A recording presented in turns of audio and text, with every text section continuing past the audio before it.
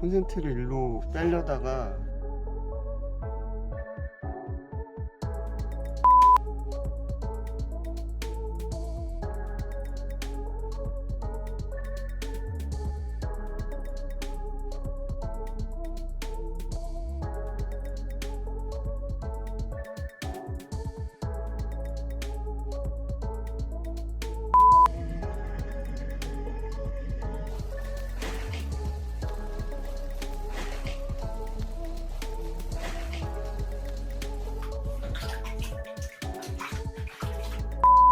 이불장을 일반 도어로 프레임 잡아갖고 그냥 합판 갖다가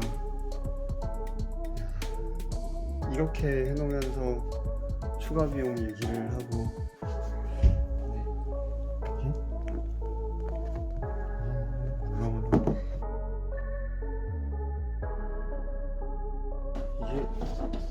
네, 걸려서 이 하신 분이 오셔서 보니까 이게 내려앉았다고 하더라고요. 그러면은 이 집은 벌써 5년 된 집인데 그렇죠. 근데 나는 새 집이라고 생각하고 감가상각 하나도 없이 네. 오히려 최근 시세의 비용을 네. 웃돈을 주고서 사는 그런 상황이 벌어질 수 있죠. 안녕하세요, 가온파의 힐링라이프입니다. 옆에 동두천 구독자님 나와 계신데요. 여러분들 며칠 전에 제가 철콘주택 그리고 지어진 주택 과연 여러분들이 입주하는 게 맞을까, 그리고 철콘주택에 대한 안전도에 대한 경각심을 좀 불러일으키기 위한 영상을 보내드렸는데요. 지금 이 제가 앉아있는 공간이 철콘으로 최근에 작년이죠. 작년에 입주한 주택에 지금 앉아 있습니다. 근데 1년이 입주한 지 1년이 채 안 됐는데 여러 가지 하자 문제랑 그리고 공사 과정에서 고통을 좀 받으신 부분들이 있어서 여러분들께서 비슷한 경험을 또 겪지 않게 시행착오를 줄이고자 또 흔쾌히 사례를 좀 공유해 주시기로 해서 영상을 켜게 됐습니다. 철콘주택을 일반적으로는 전원생활을 건강을 위해서 선택을 하실 때는 많이들 선택을 안 하시는데, 목조주택이나 뭐 이런 다른 쪽 황토주택 뭐 이런 거 생각 많이 하시는데요. 철콘주택을 선택하게 되신 특별한 이유가 있으신가요? 그때는 일단 제가 살고 있는 집을 먼저 매매를 해놓고 아파트였는데 바로 거래가 돼서 너무 빨리 거래가 되셨군요. 바로 내놓자마자 거래가 돼서 이제 찾아야 되는 입장에서 집을 보러 다녔는데, 여기 이제 주변 환경이 좋다 보니까 그때는 사실 뭐 목조주택이고 철콘 건물이고 뭐 황토주택이고 그런 거를 찾는다기보다는 이제 일단 주변 전원을 환경, 나가자. 네 맞습니다. 그냥 뭔가 환경을 바꿔야 되겠다라는 생각밖에 없어가지고 그래서 이곳에 와서 계약을 하게 됐습니다. 지금 1년이 아직 못 되긴 했는데 철콘이라는 거 자체로 장단점 살아보시니까 어떠세요? 일단 단점은 뭐 새 건물은 아닌데 어쨌든 나갔다 오면 아직도 냄새가 심하게 나더라고요. 이제 단점이라고 보면 1년 가까이 지금 돼가는데 됐는데도 오늘도 지금 한 3일 가까이 집을 비우고 들어왔는데 냄새가 좀 나고. 혹시 입주하시면서 베이크아웃은 충분히 하셨어요? 네, 했었어요. 네, 했었는데 단점, 단열 난방비가 좀 많이 든다는 거. 지금 이게 건축 평수가 몇 평 정도 되죠? 40평. 40평. 네. 그러면은 1층에 기름인가요? 기름 보일러인가요? 가스입니다. 가스. LPG? 네, LPG인데 얼마 정도 나와요? 지금 겨울에 저희가 아기가 있어서 그래도 한 55만 원씩 계속 나왔던 것 같아요. 한 겨울에 50만 원씩 내면 사실은 부담스럽죠. 네. 그렇게 많이 나올 줄 몰랐는데. 지금 단열은 바깥에 지금 150mm 나등급 EPS를 설치하셨고 안쪽에 내단열이 별도로 있나요? 없습니다. 안에는 없고 석고보드 지금 한 장 들어가 있는데 다. 석고보드 원픽이에요? 네, 한 픽. 투피도 아니고? 네. 그것도 잘못된 거 아시죠? 그래서 지금 겉에가 아까 말씀드린 것처럼 다 떴죠. 네. 한 장으로 돼 있어서. 이게 한 장이라서 문제가 됐구나. 여기 지금 다 한 장이고 2층에 2장 들어가 있는 쪽이 있어요. 근데 왜 거기는 2장이 들어가 있는지 모르겠는데 석고보드가 남아서? 네. 대부분 다 한 장. 네. 진짜. 여기 들어오실 때 단열 문제가 네. 중간에 천장 부분에 단열재를 안 쳐갖고 발견하고서 또 넣는 사연도 있었다면서요. 네, 지금 저희 건물이 한쪽은 1층이고 한쪽은 2층인데 1층 지금 여기 있는 곳, 여기 앉아 계신 곳이 이제 주방인데 여기 천장을 뜯었었는데 아무것도 안 돼 있어서 외벽이랑 맞닿는 부분에는 저도 그냥 기본적으로 단열재가 시공이 돼야 된다고 생각했었는데 제가 문의를 했었죠. 왜 여긴 단열재가 없죠? 했더니 이거 하면 됩니다 하면서 이제 그제서야 20mm 열반사 단열재를 막 붙이더라고요. 그 다음날. 안쪽에다가. 네. 그래서 제가 헐. 이게 맞나요? 이게 아닐 것 같은데요? 그랬더니 이거 충분히 효과 있다. 이걸로 붙이면 된다고 해서 그냥 막무가내로 계속 시공을 해서 그때 제가 이제 감리사무소를 찾아갔었죠. 그래서 설계 도면을 좀 보여달라 해서 제가 가지고도 있었는데 거기 감리 하시는 분한테도 얘기를 했죠. 지금 가봤더니 이렇게 한다. 이게 말이 안 되는 것 같다 했더니 오셔서 같이 보시고 이제 얘기를 했었죠. 그래서 뜯고 원래 설계도에 있는 대로 다시 재시공을 했었죠. 그러면은 지붕에 슬라브 위에다가 EPS를 어느 정도 더 치신 거예요? 여기 지금 안쪽에 네 단열로. 네 180 가등급으로 지금 들어가 있고요. 180T짜리. 네. 그러면은 그것도 문제네요. 지금 기본적으로 외단열을 지금 150T를 하셨잖아요, 벽체에는. 그리고 위에 지붕 쪽에는 지금 안 들어가 있고 천장으로 그냥 내단열을 하신 거잖아요. 네네. 그럼 보통은 일반적으로 얘기하는 그 열교 현상을 지금 막을 수 없는 상황이 벌어진 거죠. 이쪽 이렇게 돼 버리는 거니까 네. 요 사이로 이제 네. 열 손실이 발생할 수밖에 없어서 제일 치명적으로 이제 외벽 쪽 코너 부분에 그 결로가 생겨서 곰팡이 생기는 가장 큰 이유가 사실 지금 말씀하신 그 시공이거든요. 그래서 위에 그 옥상 슬라브 자체가 1층 위가 바로 테라스니까 그 슬라브 자체가 지금 좀 방수 문제가 있어서 네네. 지금 어쨌든 재시공을 하게 되면 그 위에다가 단열을 외단열로 하고 그 다음에 다시 마감을 해주는 게 그게 뭐 방법이라면 방법일 수 있겠네요. 지금 상황에서는. 사시면서 지금 가장 힘든 게 뭘까요?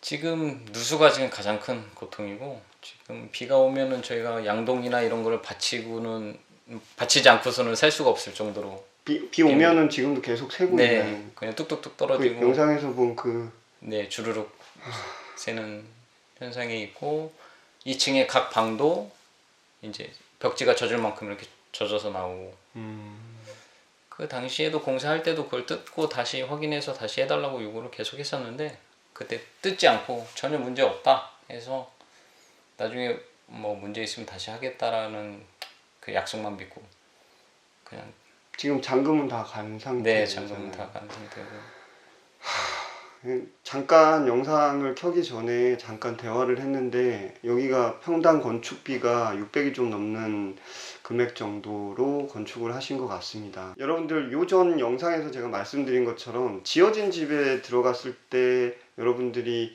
생각지도 못한 그런 문제들이 발생할 수 있는 그런 문제점을 한번 여기서 짚어볼 수 있을 것 같은데요. 그러니까 저희 같은 경우에는 아까 말씀드린 것처럼 저희 단지 말고 아래쪽 단지가 저희 17년도에 입주하고서 18년도 후반쯤에 한 20세대 이상이 한꺼번에 쫙 지어졌는데 중간에 골조 올리다가 돈이 좀 부족해갖고 한 1년 정도 쉬었거든요. 그 쉬는 동안에 비를 다 맞은 거죠. 네.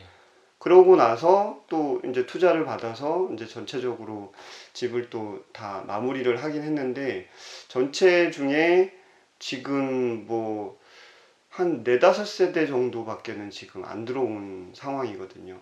근데 많은 사람들이 이제 아파트만 살다가 지어진 집을 살려고 할 때 제일 먼저 보는 게 등기부등본을 아마 보게 될 거예요. 그러면은 준공일자 기준으로 그 등기부가 나와 있기 때문에 최근에 지은 집이겠거니라고 생각을 할 수 있을 것 같아요. 그러면 그 과정 중에 중간에 공사가 스톱이 되고 골조 안에 뭐 여러 가지 데미지를 입었던 것들이 이제 네. 뜯어보지 않는 이상은 모르니까. 네.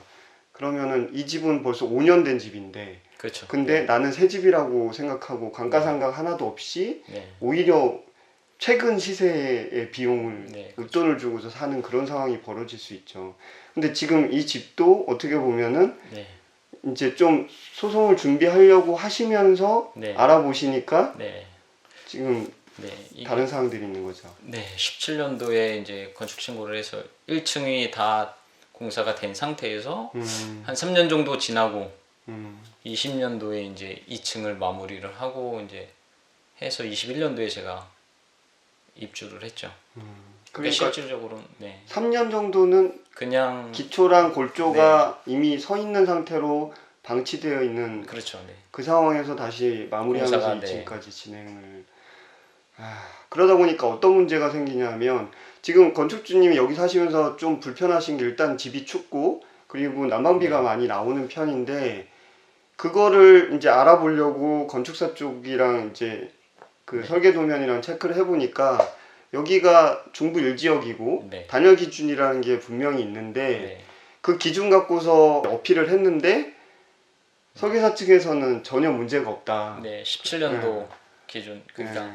착공 신고 기준 날짜로 그쵸. 전열 기준을 적용한다라고 해서 우리 지금하고는 네. 우리는 분명히 21년도에 입주고 그렇죠. 네. 20년도에 계약을 했기 때문에 당연히 20년도 기준이라고 생각을 하고 네. 접근했는데 17년도에 그게 착공 신고가 됐다는 이유로 이게 단열 기준이 예전 걸로 기준을 삼기 때문에 이게 인정이 안 되는 오히려 뭐 민사소송을 준비를 네. 해라라는 형태로 정말 답답할 노릇입니다. 여러분들 그냥 지어진 집이라고 그냥 사시는 게 안전빵이고 오히려 신경 덜 쓴다고 생각하시는 분들은 좀 이런 사례들 보시고 꼼꼼하게 좀 지어지는 과정들 그리고 준공 날짜만 보실 게 아니라 실제 거기가 착공 그 건물의 착공 일자가 언제였는지도 꼼꼼하게 챙겨 보시는 게 중요할 것 같습니다. 뭐 서두에도 말씀드렸다시피 제가 몸이 안 좋아서 오는 거였는데 그게 그 사람들이 그걸 너무 악용을 하고 제 절실함을 아주 그걸 이용을 하는 것처럼 이렇게 보여서 와 내가 알지 않으면 안 되겠다 싶어서 저도 이렇게 많이 찾아보고 이렇게 공부를 했었었죠. 그래서 뭐 단열 규정도 찾아보고 뭐 이렇게 했었는데 결국엔 제가 그때 당시에는 건축주가 아니다 보니까 저는 계약 자체를 준공후 이전으로 계약을 했기 때문에 모든 권리를 제가 권리 행사를 할 수는 없고 본인들이 분리할 때는 당신이 이렇게 해달라고 해서 한 거다라고 이렇게 저한테 책임을 전가하고 이런 상태가 되다 보니까 네, 좀 많이 힘들었었죠. 3월 31일 날 다 만났었거든요. 그 시공사, 올해 매도자, 예. 네, 그 비생거 이후로. 그래서 어쨌든 다시 한번 믿기로 했거든요. 원래는 제가 낸 견적을 가지고 공사를 하면 그 시공사 측에서 부담을 하기로 했었는데 견적까지 다 내놓은 상태에서 이제 또 말을 바꾼 거죠. 자, 본인이 책임지겠다.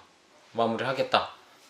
매도자한테 얘기했더니 매도자는 처음에는 당신이 견적 낸 곳에서 해라. 또 끌려다니고 또 약속을 어길 게 뻔하다 해서 알겠다 하고 시공사 측에 또 다시 얘기했는데 죽어도 본인이 책임을 지겠다고 하더라고요. 그래서 그러면은 뭐 확인서를 써주고 공사를 진행해 주셔라. 한 번 더 믿어보겠다 했는데 그 후로 지금 네, 한 달이 지났죠. 문자로만 계속 이번 주에 시공할 겁니다. 일정 드리겠습니다. 제가 언제 집을 비워드리면 될까요? 까지 했는데 네, 계속 오늘 일정 보내드리겠습니다. 그렇게 지금 벌써 3주 지났고 그래서 내일 지금 생각은 네, 일단 매도자 측에 내용 증명을 보내고 법적 절차를 밟아야 되지 않을까 싶습니다. 이게 보니까 생각했던 것보다 금액대도 크고 제가 그동안 받았던 고통이 너무 크다 보니까 지금은 뭐 기간이 오래 걸리더라도 이렇게 법적으로 제가 보호를 받을 수 있으면 보호를 받고 싶은 이런 일이 생길 때마다 정말 답답한 게 그 하자분쟁 조정위원회 그쪽을 통해서 이런 단독주택, 전원주택 사시는 분들이 이런 법적 문제를 좀 해결할 수 있게끔 그쪽에서 좀 중재를 해주면 너무너무 좋을 텐데, 전에 제가 국민청원도 하고 그래 봤거든요. 근데 안타깝게도 뭐 아파트나 이게 다세대 공동주택 같은 그런 경우는 하자분쟁 조정위원회를 통해서 진행이 가능한데 단독주택이 해당 사항이 없다. 그래서 그게 그 법 자체가 저는 더 말이 안 된다고. 아파트는 공동 대응이 가능하니까 변호사를 사도 n분의 1 할 수 있고 여러 가지로 도움을 받을 수 있는 채널들이 있을 텐데, 이게 단독주택 사시는 분들을 너무 홀대하는 거 아닌가. 혹시라도 이 영상 보시는 공무원 관계자분 계시면, 제가 국민청원까지 했었는데 생각보다 많이들 이렇게 동의를 안 해주셔서 한번 접었는데 기회 되면 또 한번 해볼까 생각을 하고 있습니다. 많은 분들이 이런 상황을 본인도 겪으실 수 있다고 생각하고 적극적으로 관에다가 좀 어필을 해주셨으면 좋겠습니다. 이해관계에 관련해서 설명을 조금 해야 될 것 같아요. 그러니까 바로 시공사랑 건축 계약을 하신 게 아니라 부동산을 통해서 이 땅과 요 위치가 마음에 들어서 부동산을 통해서 이 원래 건축주, 그러니까 매도자랑 부동산을 통해서 계약을 하셨고, 이 매도자가 시공사를 통해서 짓고 있던 과정이었던 거죠. 직영공사로서. 그리고 부동산 통해서 여기가 준공을 나면, 사용 승인이 나면 그때 이제 제가 인도받는 형태로 그렇게 계약을 했기 때문에 사실 조금 얽혀 있습니다. 요 과정을 여러분들이 좀 아시면, 저도 사실 법조 전문가는 아니기 때문에 제가 이제 제 경험상 이제 좀 조언을 드리긴 했습니다만, 댓글로 혹시 경험이 이런 과정에 있으시면 어떻게 대처하면 좋을지에 대한 아이디어를 좀 같이 공유해 주시면은 옆에 계신 구독자님께 정말 큰 도움이 될 것 같습니다. 진심 어린 응원과 그리고 조언 기다리고 있겠습니다. 오늘 영상은 이 정도로 마무리하고요. 다시는 이런 일들이 반복되지 않았으면 좋겠습니다. 다음 영상에서 뵙겠습니다. 감사합니다. 새벽차를 타고 바다로 가